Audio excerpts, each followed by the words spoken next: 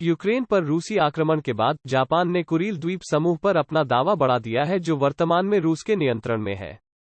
The 22 अप्रैल को वर्ष 2022 के लिए जापान की डिप्लोमेटिक ब्लू बुक ने कुरील द्वीप समूह, जिसे जापान नॉर्दर्न टेरिटरीज कहता है और रूस साउथ कुरिल्स कहता है, को रूस के अवैध कब्जे के तहत वर्णित किया। लगभग 2 दशकों में यह पहली बार है जब जापान ने कुरील द्वीप समूह पर विवाद का वर्णन करने के लिए इस कठोर भाषा का इस्तेमाल किया है। जापान 2003 से सॉफ्टर लैंग्वेज का प्रयोग कर रहा था, कह रहा था कि द्वीपों पर विवाद रूस जापान द्विपक्षीय संबंधों में सबसे बड़ी चिंता है। इस वीडियो में हम कुरील विवाद के बारे में विस्तार से जानेंगे। कुरील द्वीप कहाँ है? तो वीडियो को मिस ना करें, वीडियो को अंत तक देखें। सबसे पहले हमारे चैनल को लाइक, शेयर और सब्सक्राइब करें।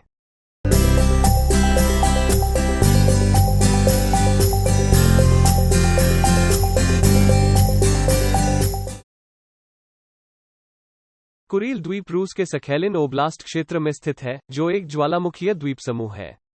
कुरील द्वीप समूह द्वीपों की एक श्रृंखला है जो जापानी द्वीप होकाइडो से रूस के कामचटका पेनिनसुला के सदर्न टिप तक फैली हुई है। यह रिंग ऑफ टेक्टोनिक इंस्टेबिलिटी के साथ स्थित है जो प्रशांत महासागर को घेरती है, और इसे रिंग ऑफ फायर के रूप में जाना जाता है।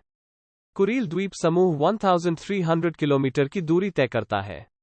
यह ओखोतसिक सागर को उत्तरी प्रशांत महासागर से अलग करता है, और इसमें 56 द्वीपों और कई छोटी चट्टानों की एक श्रृंखला है।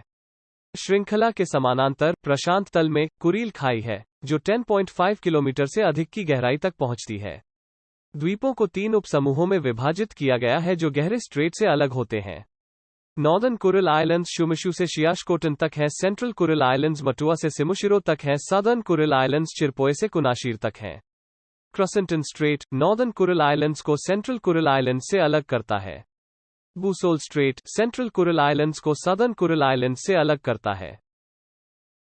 एनु लोग मूल रूप से कुरील द्वीप समूह में रहते थे और 17वीं और 18वीं शताब्दी के आने के साथ जापानी और रूसी इस क्षेत्र में बस गए।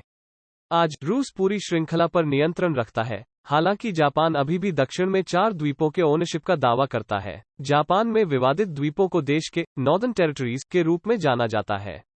जापान और रूस के बीच कुरील द्वीप विवाद साउथ कुरिल द्वीप समूह की सॉवरेंटी को लेकर है।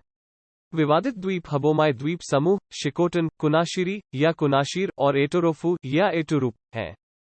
1855 में जापान और रूस ने शिमोडा की संधि का समापन किया, जिसने जापान को 4 सबसे दक्षिणी द्वीपों और शेष श्रृंखला का नियंत्रण रूस को दिया।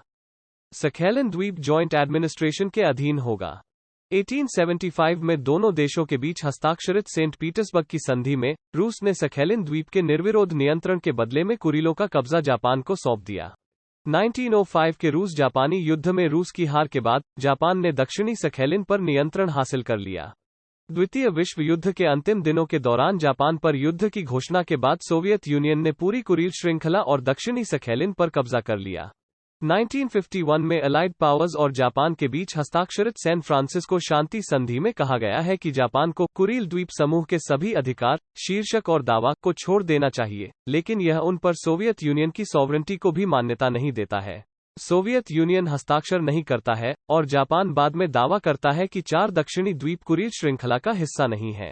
1956 की सोवियत जापानी संयुक्त घोषणा दोनों देशों के बीच डिप्लोमेटिक संबंधों को बहाल करती है। सोवियत यूनियन औपचारिक शांति संधि पर हस्ताक्षर करने के बाद जापान को शिकोटन और हबोमाई के द्वीपों को सौंपने के लिए सहमत है। जापान सभी 4 दक्षिणी द्वीपों पर क्षेत्रीय अधिकारों का दावा करता है, इसलिए किसी समझौते पर हस्ताक्षर नहीं किया गया है। दक्षिण कोरिया के साथ उत्तरी क्षेत्रों को लेकर जापान का भी कुछ ऐसा ही विवाद है। दक्षिण कोरिया द्वीपों को 2-2 द्वीप के रूप में रेफर करता है। दोनों देश कुरील द्वीप के पीछे क्यों हैं? मुख्य कारण रिसोर्स है। द्वीप रिच फिशिंग ग्राउंड से घिरे हुए हैं और माना जाता है कि तेल और गैस के ऑफशोर भंडार हैं। क्षेत्र से तेल की खोज से अर्थव्यवस्था को बढ़ावा मिलेगा, और रूस क्षेत्र में आर्थिक बुनियादी ढांचे के विकास पर काम कर रहा है। इस क्षेत्र में सल्फर, पाइराइट और पॉलीमेटालिक ऑस सहित खनिज डिपॉजिट पाए जाते हैं। इसके अलावा इटुरूप पर कुद्रियावी ज्वालामुखी पर दुर्लभ रेनियम डिपॉजिट पाए गए हैं। पर्यटन भी बड़ी आय का एक संभावित स्रोत है, क्योंकि द्वीपों में कई ज्वालामुखी और विभिन्न प्रकार के पक्षी जीवन हैं जिनका उपयोग एडवेंचर एक्टिविटीज के लिए किया जा सकता है। रूस ने इस क्षेत्र में मिसाइल सिस्टम तैनात किए हैं। रूस भी एक पनडुब्बी परियोजना की योजना बना रहा है और द्वीपों के किसी भी अमेरिकी सैन्य उपयोग को रोकने का इरादा रखता है।